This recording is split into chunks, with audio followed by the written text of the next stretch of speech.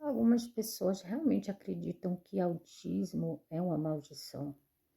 Hoje aconteceu uma coisa interessante. Eu estava vindo do CAPS com a minha filha, passei em frente a uma igreja universal e um senhor me chamou. Eu estava vindo com a minha filha, que é autista, inclusive ela anda identificada, né, com o cordão, né, do autismo e com, né, a carteirinha dela, né.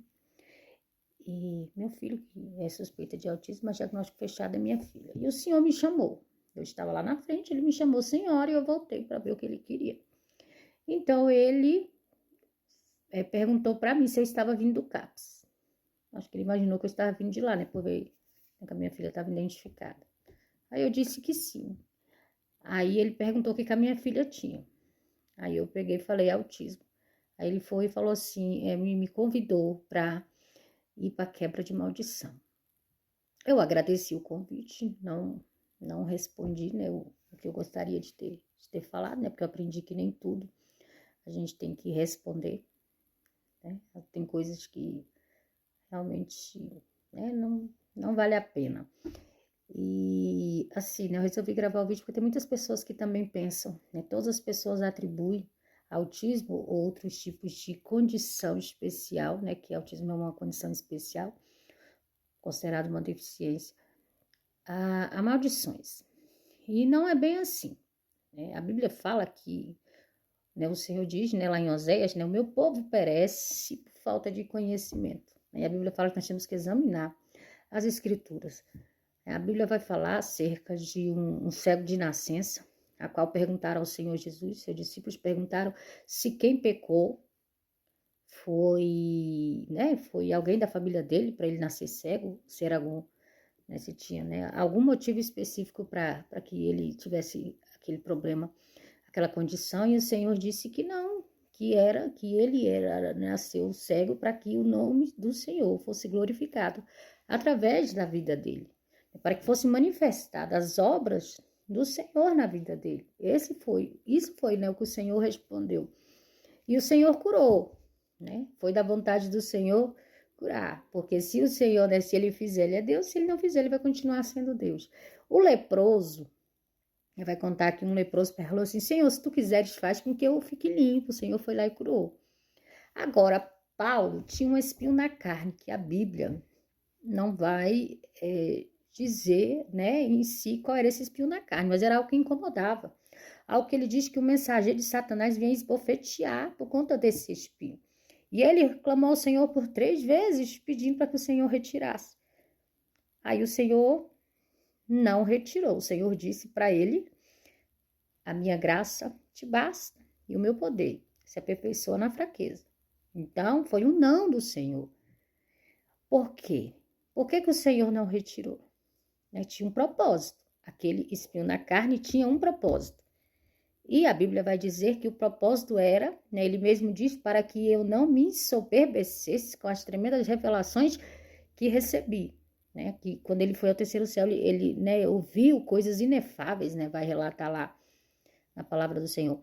Aí, eu acho engraçado as pessoas acharem, né, que Deus, ele tem que fazer. A gente não manda em Deus, ele é soberano, nós temos que aprender a respeitar a soberania de Deus e lembrando que Deus trabalha com propósito. E o fato de ter uma condição especial não quer dizer que seja falta de oração, falta de fé, não quer dizer nada disso. O que eu vejo a minha filha como um milagre de Deus. Minha filha é um milagre de Deus, nasceu com 1 quilo e pouquinho, né? Teve o diagnóstico de que ia vegetar, que não ia nem se alimentar pela boca, que ia se alimentar por sonda, tá grande, está com 16 anos e tá forte, graças a Deus, né, com todas as dificuldades, mas é um milagre, eu vejo um milagre, eu não vejo como maldição, não é falta de oração, não é falta de fé. Então nós não podemos ser leigos, nós temos que entender, e através dela, várias vidas estão sendo alcançadas, porque através dela eu entendo que o Senhor quer que eu faça a obra dele, que eu consiga alcançar muitas pessoas, né? Muitas pessoas, né, autistas, mãe de autista, outras mães ajudar, se ajudar através, né, desses problemas. Já fui em vários lugares que tinha mães assim extremamente desesperadas e o Senhor colocou uma palavra assim na nossa boca para poder transmitir para elas. E eu entendo, né? E eu digo assim, às vezes você acha que o seu problema é tão difícil, você não dá conta, você dá conta, você consegue com a ajuda de Deus. Porque o que eu faço para dar conta? De mim mesmo? Não tem força, não. Como é que eu faço? É a graça do Senhor que me sustenta, é meu joelho no chão, é oração, é jejum, é a palavra, é declarar a palavra, é me apegar nas promessas de Deus. Então, há muita ignorância da parte das pessoas em relação não só ao autismo, mas outros tipos de condições. Lembrando que, né, Romanos 8:28, todas as coisas cooperam para o bem daqueles que amam a Deus e são chamados segundo o seu propósito. Então, todas as coisas que acontecem na nossa vida vai cooperar para o nosso bem. Então, a gente tem que parar de fazer afirmações sobre que é falta de fé, ou que é maldição. Não, quando a gente tem intimidade com Deus, a gente sabe que não é que seja falta de fé ou maldição ou algo desse tipo. Existem casos na Bíblia que era espiritual, sim, mas nem todos os casos são assim.